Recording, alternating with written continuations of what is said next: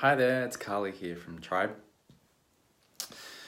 One of my favorite pastimes is geeking out on different psychological models and theories and research. I find people essentially really fascinating. Like how we work is like super interesting to me. And one of the more recent things I've been reading about, understanding, is a particular form of therapy called emotional focused therapy. And in particular, this is the most kind of researched as like effective as a couples-based style therapy. Not that it's just couple-based, but it's particularly known for being couples-based, which of course is like very relevant for what we're doing here at Tribe. And one of the things I've been appreciating in some of their distinctions around emotion in emotion focused therapy, or EFT, not to be confused with emotional freedom technique, which is about tapping. One of the things I've appreciated is their distinctions around primary and secondary emotions. So a primary emotion is an emotion that we experience at a particular situation occurring. You know, it might be, that I got hurt because somebody said something to me, and it hurt me. It brought something up for me. Or it could be a young child who is feeling kind of scared and lonely because their parents have disappeared or something like that. So there's these primary emotions, and then we end up developing emotional responses in response to the primary emotions. So maybe I'm feeling hurt, and then in response to my hurt, I start feeling anger, or I start feeling anxiety. So these secondary emotions are start kind of being layered up on top of primary emotions in a sense, and they could keep occurring. There could be like more secondary emotions kind of starting to layer on top of each other.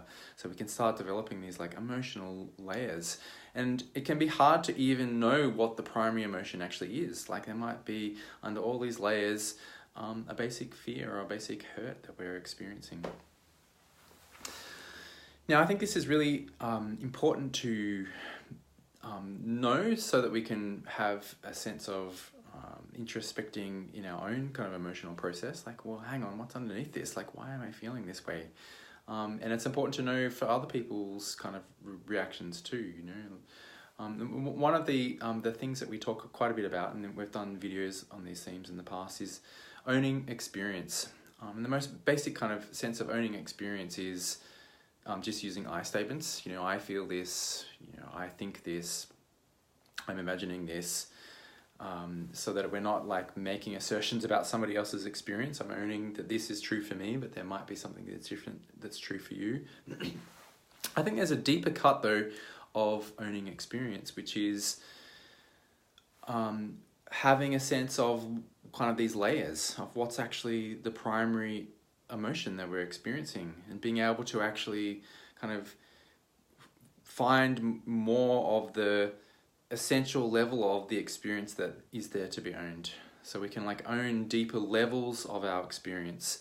And to me, this is part of the value of like having very conscious communication, which we practice kind of this type of principle, and in which we have a strong emphasis on inquiry. Because like I can have a conversation and be in the kind of curiosity of my own experience and the other person's experience, that I can be like reaching for these deeper layers to find the kind of more primary essential level of what's occurring in my experience, kind of my more primary level of emotion.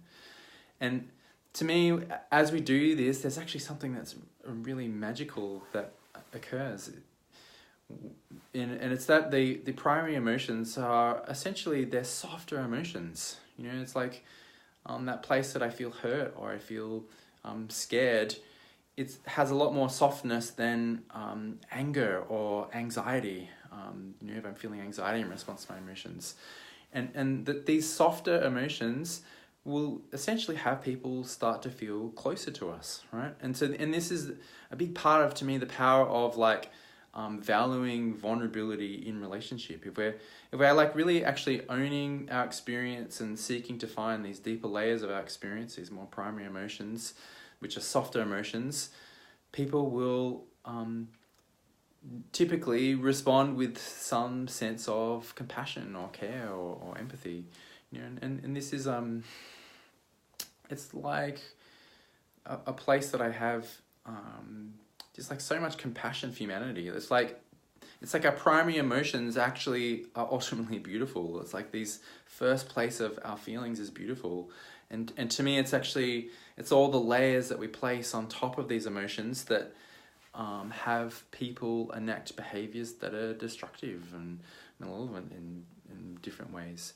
And that stuff I think is really, really important to protect ourselves around, you know, like if somebody is behaving in a way that is violating in some sense, I think it's super important to protect ourselves. But to also have a sense of, you know, ultimately what's underneath all of that and what's driving the person. And even though I might be saying a no to this person, that I can still have a sense of compassion based on, you know, what is ultimately underneath all of that, what the primary emotion is. If people, however, are like willing to, you know, enter into dialogue and inquiry, such that we can start to get to this place of sharing what our primary emotions are, then to me that's where like connection can start to arise, you know, and I've seen this happen over and over again, you know, practicing relational work, and at times it being like really hard and challenging, you know, if there is enough willingness on both sides to kind of keep seeking more primary emotions, you know, at some point there is going to be this place of like softening and like feeling this most kind of basic level of this human being, their most basic vulnerability, that, you know, we can then feel close to and care for. You know, and this is, yeah, where I have a like strong desire, and what it is that we're teaching and practicing is to kind of be in the cultivation of that and the skillful means around it. I think just like the last main thought I have is that you know, even emotions like anger, which I think tend to be more secondary emotions, I think they can be a primary emotion. You know, somebody does something to me, like they hit me or something like that, and I might feel angry, and that would be appropriate, right? And when anger is a primary emotion, certainly anger I think is a less kind of soft emotion than say hurt or fear. But when anger is a primary emotion, my experience of it is that it is softer. If somebody is actually speaking anger from a place of like, there's like more truth in it, and there's more expression of vulnerability in the anger, and when that happens, to me the anger is actually easier to receive. And that's super interesting to me as well, is that I can actually still, I might feel a bit confronted by it, but I can still really feel another person and come into more closeness with the person, even when they're expressing quite an intense emotion like anger.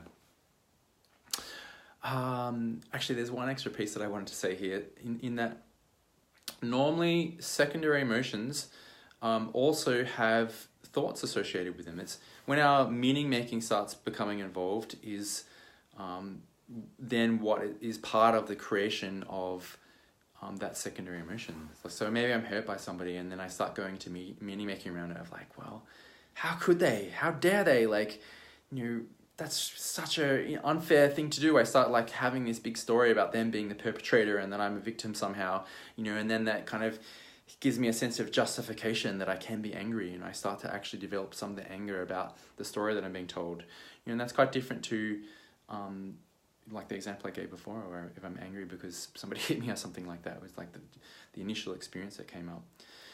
And not that there's like necessarily anything wrong with that our meaning making is really, really important, and that we can have like emotions come out of, secondary emotions come out of that meaning making. But the more that we can find the primary emotion and make meaning from that primary emotion that is more to do with what our needs and our desires are, so that we're not making it about the other person, or the other person, it might be just like they have different values to us, and I'm going to set a boundary and make some requests and express different desires.